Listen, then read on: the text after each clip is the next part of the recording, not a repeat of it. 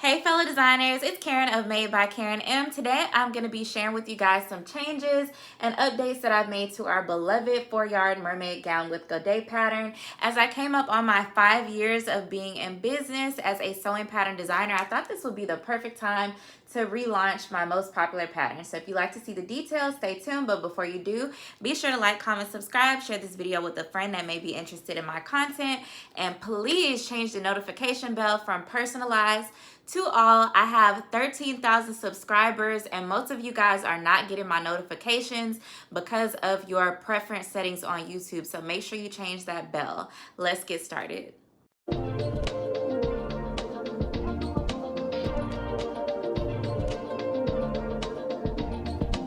You guys have probably all seen this cover, and this is the original cover that I designed for the sewing pattern instructions back in 2019 when I first launched this pattern. And about 3 years ago, embarrassingly, I updated the pattern and I put a note on the pattern cover that said I was gonna update the instructions by April 2021. And I never got around to it because I didn't think people really cared. I noticed that most people use the bottom portion of the dress and kind of ignore the keyhole top and do more of like a basic bodice situation, especially on prom dresses when you're doing appliques and things like that. So updating the instructions kind of just got away from me. And I finally, with it being my 5-year pattern company anniversary, I finally got around to redoing the instructions. So the original pattern, original only went from a size extra small to an extra large, and then I forget when, but a while later I updated it to go all the way up to a size 3X. And this is my size chart. So it goes up to a 47, 43, 55 bust, waist, and hip. And the smallest size is the extra small, 30, 25, 35 bust, waist, and hip. So I finally went back and I updated the instructions. And so we have a new cover. If you guys recall, my original logo was KGC. It stood for Karen Gwen Customs, and I have changed my name. My name is Karen Wooten. So I changed my brand name to Karen M, Made by Karen M, or Karen M Sewing Patterns. So that's what you're gonna see on all of my new products. It'll say Karen M. It looks similar to the old logo, but I changed the name, obviously. And then we also have a different background for the pattern. I actually designed this myself in Canva. So the top, we have like gold sewing needles. Gold is my favorite color. We got scissors, measuring tape, gold thread, gold and white zipper. Just things that are just much more Karen-y. And then on the back, you have the usual, which gives you information about the pattern. Please, when you guys buy these patterns, make sure you read the instructions. I try to put the most important information on the pattern cover. If you ever feel like I'm missing anything, just let me know, because I want it to be as accurate and perfect as possible. I also have information about the links of the pattern. I added this little thing about how to print, because that's one of the most common questions I get is, how do I print this? What's the best way to print it? And then I also have links, or not links, I have things at the bottom to show you what my social media handles are so that you can find me on social media. So let's look at the inside of the booklet, and then I'll go over the changes that I made to the actual pattern. Now, if you already had the pattern, you don't really have to worry about getting an update, because I haven't really changed anything substance or size wise, but I'll explain what has changed momentarily. So firstly, I have this page that says Mermaid Gown Pattern Tips, and it goes over the fact that it's only for stretch fabric, because a lot of times if I get a review and someone says it doesn't work for them, and this is not to be arrogant, but I try my best to make sure that this pattern is as accurate as possible. So when I do get a less than great review and someone says like it didn't work or it was too small, I usually reach out to them and ask, like, you know, what happened? Is there any way I can help? And most of the time it's someone that tried to use a non-stretch fabric or a fabric that didn't stretch enough, and that's why they didn't get the right results. So please read all the information that is in the instruction booklet. I also put a note that said if you're using stretch sequins, stretch vinyl, illusion mesh, or anything with less stretch than a spandex, because that's what the pattern is drafted for, you should cut one size up. So when I do my illusion mesh bodices for my prom dresses, they don't stretch quite as much as spandex does. So I always cut one size up. And after a while of doing this, I realized I should put that information in the pattern for anybody that does not know, because I learned through experience. And the whole reason for my pattern company is so that you guys can learn what I'm learning without having to bump your head like I do. Okay, what else? I also included instructions for how to add lining. I know that I've gotten this pattern into so many hands, and I want you guys' prom dresses to be as good quality as possible, meaning if you have a dress that is somewhat see-through, like I know some people don't line their prom dresses, like if it's sequin velvet or something that's like thick enough so that you can't see underwear lines and cellulite and things like that. But sometimes you need an extra layer. So I have included instructions on how to add a layer of lining and how to specifically do it using spandex, because some of the traditional methods of lining, they just don't work because you can see too much through the fabric.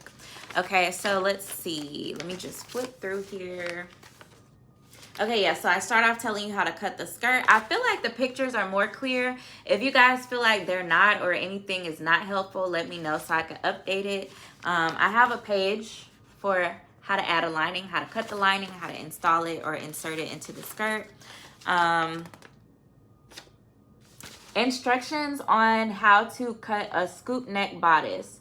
So before, the pattern was very geared towards a keyhole bodice, and since I've noticed most people do a basic bodice instead, I have instructions for how to cut that, so you don't have to just fumble your way through and figure it out. There are instructions. I also have an instruction page for how to add side bust coverage. So you can see here I have an illusion mesh bodice, but I put these two solid patches of fabric.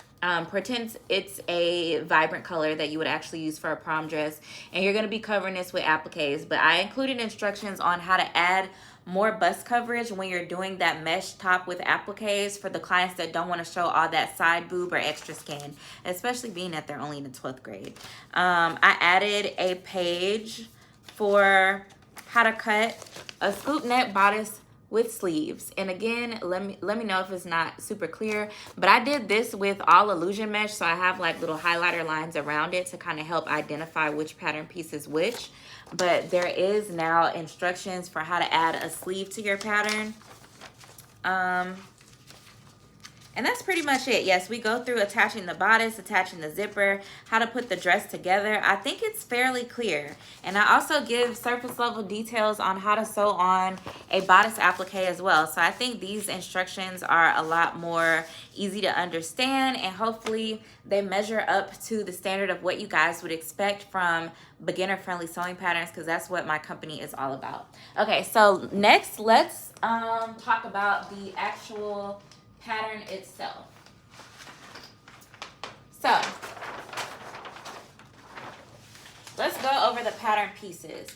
So first we have the bodice. We have a basic scoop neck bodice pattern, and I put some notes on here that I didn't have before. So I have this little piece here that says fabric must stretch this direction. That's a mistake that a lot of people make when they're cutting out their fabric, especially if you're kind of new to sewing. I used to make that mistake all the time. I would have a two-way stretch fabric, and I would forget to turn it the correct way before I cut my stuff out, and then all of a sudden I have something that I can't use because I cut it out the wrong direction. So hopefully that will help you guys remember. And then also, if you're creating a sleeveless bodice, you're gonna fold this triangle back. It needs to be straight, because this triangle of fabric here is only for arm mobility for when you have a sleeve. So those are the notes that I added to that pattern piece. And I also made the neckline higher. I noticed some people are making the mistake of, because the bodice that I had before, it kind of went in conjunction with the jumpsuit bodice that I have, which has a low neck. And when you're doing an illusion mesh bodice with appliques, you really don't need that low of a neck hole. Really, the neck hole can be more up like here. And so that's one of the other changes that I made on there. We have a higher neckline. So that's the back neck hole, and then this is the front neck hole. Okay, next we have the sleeve. And something else that I did different about the sleeve, I believe it's fairly the same, but one thing that I did differently with the sleeve that wasn't, because there was no sleeve instructions in the previous pattern at all, I have instructions, or I have sleeve tips. So it gives you instructions on how to cut your sleeve. All of my sleeves for any of my patterns are drafted for non-stretch. And that's because I just feel like sleeves are not, they're so narrow that even if they do stretch, they're not that stretchy. And I recommend drafting your sleeve to your actual arm measurement. So just because you take your client's measurements and they fit into like a medium, maybe their arm could be more of a large size. There's no way to know that unless you actually measure it. And I have instructions in the booklet for how to do that and how to transfer it to your pattern. Like, just take my arm, for example, okay? My arm is just kind of big for no reason, you know? It's a little larger than proportionate, I think, for the rest of my body. So if I could fit my bodice into a medium, there's no guarantee my arm's gonna fit into a medium, especially if I'm using something like illusion mesh. It might just be a little bit too tight. So I recommend always measuring your arms. All right, next is our godet piece. Nothing has changed about that. Same old faithful pattern piece that we always had. And here is our skirt pattern.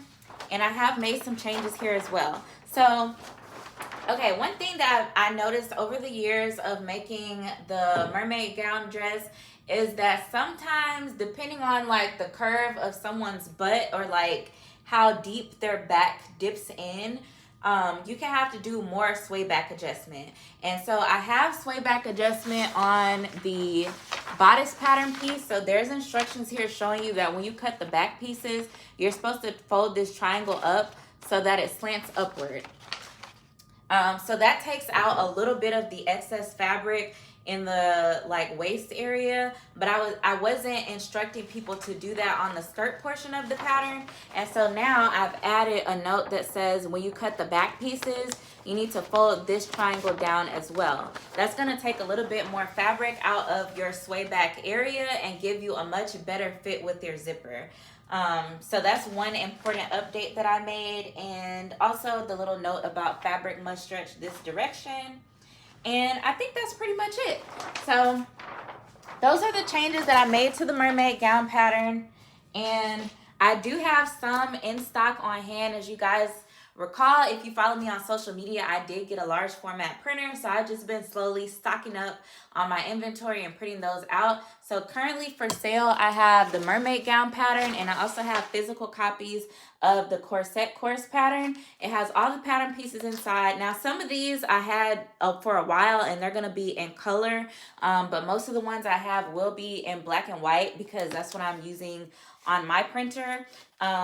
So yeah, these are the two that I have available for physical shipping, and currently in celebration of my 5-year patternversary, they're on sale for 25% off. So if you're watching this during the week of August the 26th or whatever day today is, make sure you head over to my Etsy store to take advantage of the sale. If you guys have any questions about the mermaid gown pattern, make sure you leave it in the comments below, and I'll see y'all in the next video.